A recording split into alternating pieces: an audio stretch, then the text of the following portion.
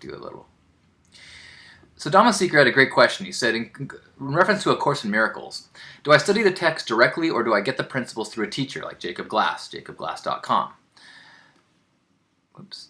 And if I study the text directly, how do I get past the cultural baggage with the Christian vocabulary they use?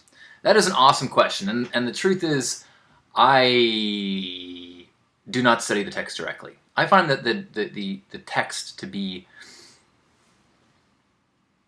dense and hard to grasp. I love hearing bits of it in the context of Jacob's lectures, and it resonates really strongly in that way, but I've had a hard time reading the text. As far as the Christian language, that doesn't bother me as much as it once did. I have a pretty easy time substituting whatever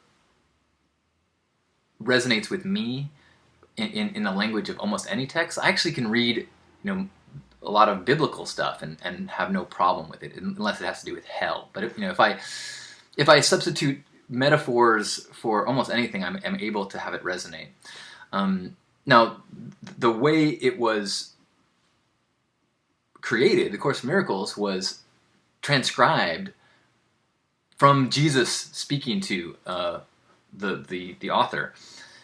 So for me to kind of make sense of that, I have the belief that in general, any spiritual experience that we have is filtered through our minds. And so if you are raised in a Judeo-Christian culture and you have a muse or a spirit or a revelation, it's very possible going to take the form of the Virgin Mary or Jesus or something like that that our minds can make sense of.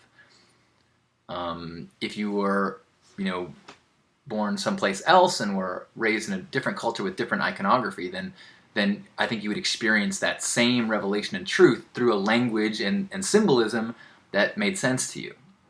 So I think that you have to take that understanding whenever you're appreciating any sort of religious text.